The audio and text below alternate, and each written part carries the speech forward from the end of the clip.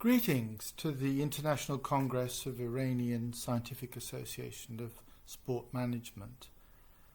My name is David Rowe from the Institute for Culture and Society at Western Sydney University in Australia. I'd like to thank Congress President Habib Hanari for his invitation to speak to you today, albeit briefly. I'd also like to acknowledge the Gadigal people of the Eora Nation, the original custodians of the land from which I am sending you this greeting. I should point out that I am not a sport management scholar as such. I have published in sport management journals and books on occasion, but I'm a sociologist by training, and it's from the position of a sociologist looking at issues of sport management that I will address you today.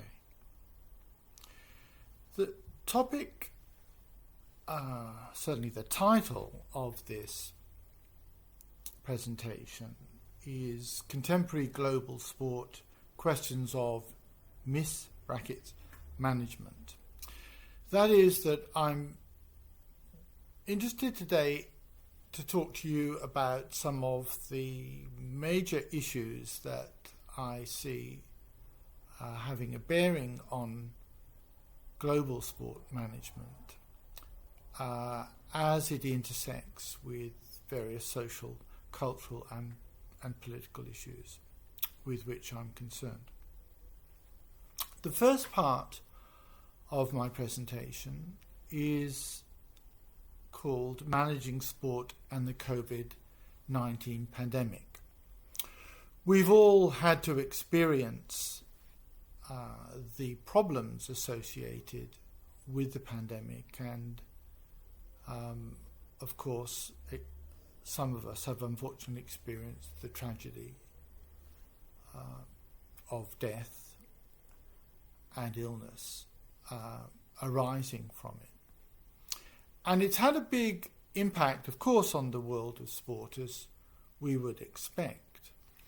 And I want to address first the question of how important the pandemic is to disrupting the structures and practices of contemporary global sport. One of the issues that I think is very important to get clear is that whilst the COVID-19 pandemic has had a huge impact on contemporary sport, it in many ways has not caused problems but exacerbated them, that is, made them worse. The world of sport is riven by various forms of inequality. In traditional sociological terms, these would be the classic trio of social class, gender, and race.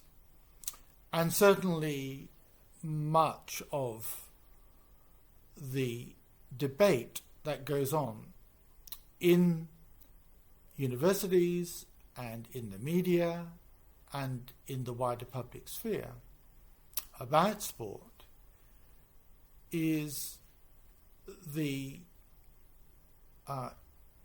addresses the issue of how fair sport is, how equitable it is or could be made to be, and what are the barriers to the advancement of progress in equity in sport. An institution that is structured, as I've suggested, along axes of power and in some cases privilege, subordination and disadvantage. The global pandemic quite dramatically turned the global sport media machine. I see the sport and media fields as being intimately connected. That machine seized up as leagues were cancelled, as major sports events like Wimbledon, for example, the major tennis tournament, the European football leagues, such as the English Premier League, La Liga, and the American sports leagues, and those across, of course, the Middle East, Africa, Australasia. They all experienced huge disruption. And what concerns me, and I think sports managers should be concerned about, is the way in which sports organisations responded to the pandemic by, in some ways, punishing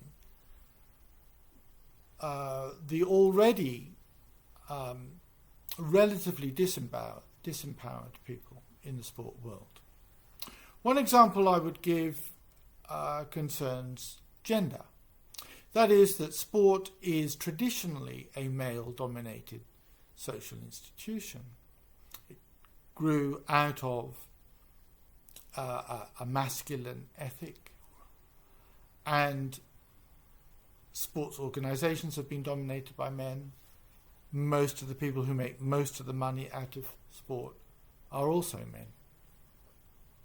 When adjustments had to be made to the pandemic, in the football leagues, for example, here in Australia, in the Australian rules football,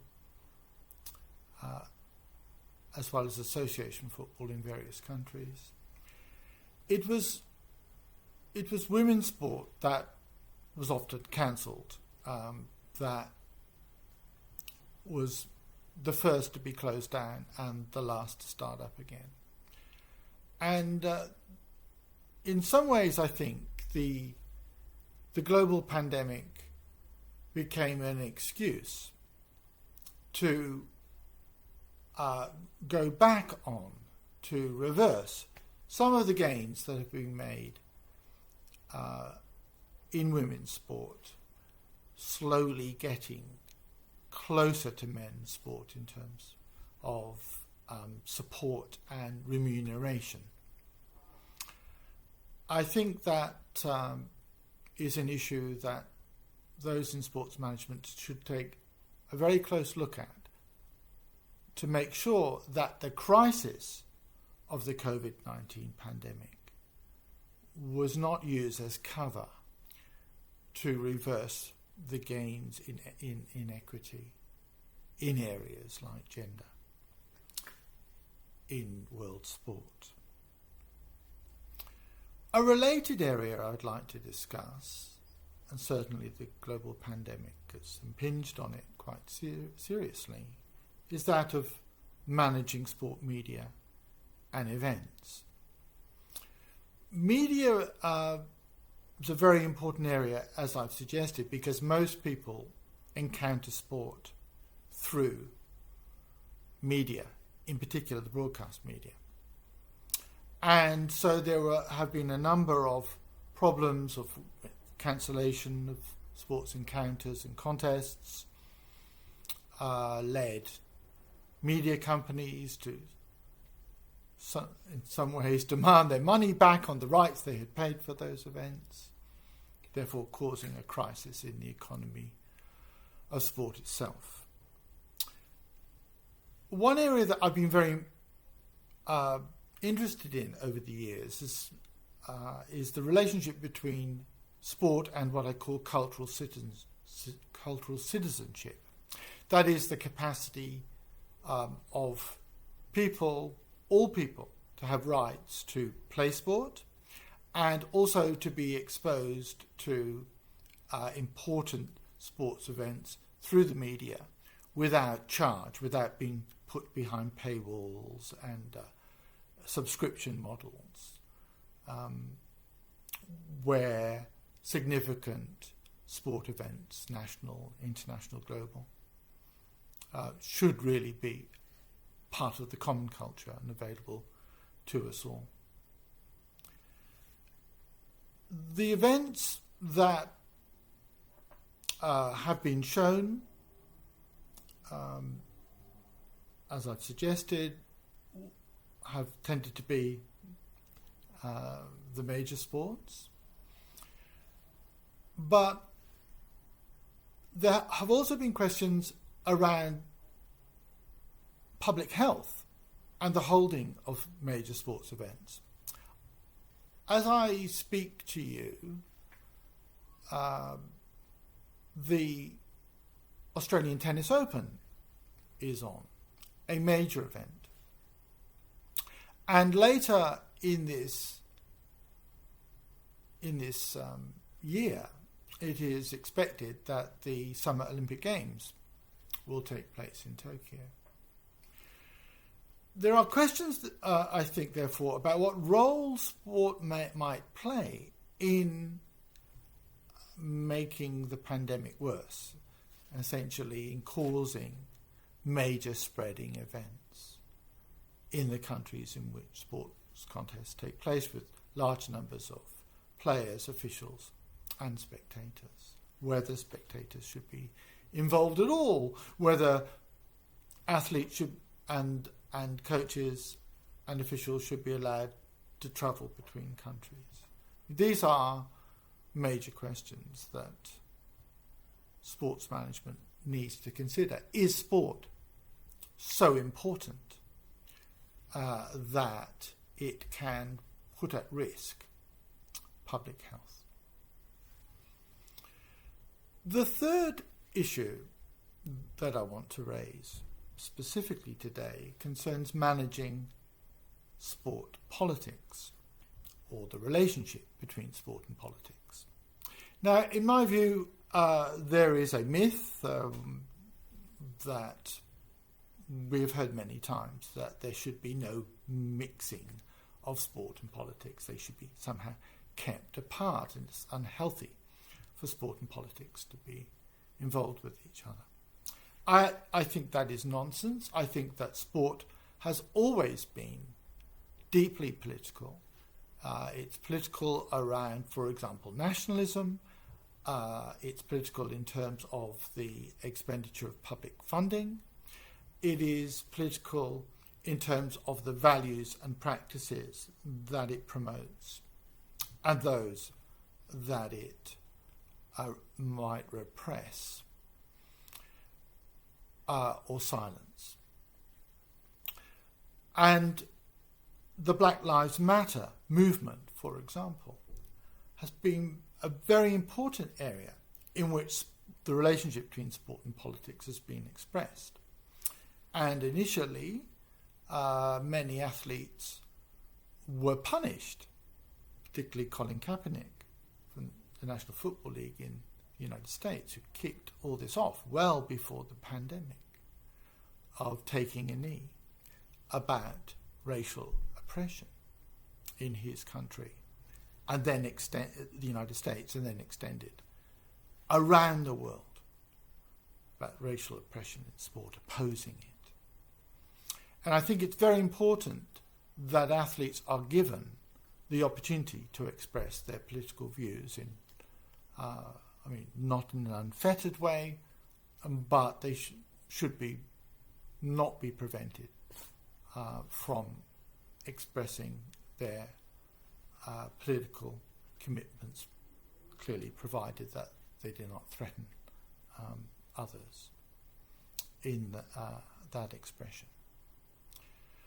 As I've already mentioned, the area of gender, I think, is terribly important here, that women should be permitted to participate in sport and to spectate as freely as men. And there are many other political issues that we could raise here.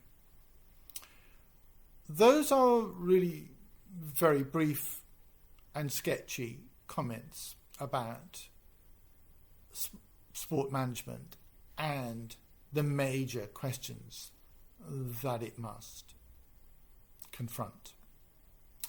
I think over the days of your Congress, so I'm speaking in February, in a few weeks, you will have plenty of opportunity to discuss and debate the issues that I've raised, and I wish you well with that process. And I hope that in Iran and in other countries, the practice of sports management and the principles underlying it will be advanced through the kind of scholarly encounter that your Congress represents. Thank you, and I wish you all very well with your next few days of deliberation. Goodbye.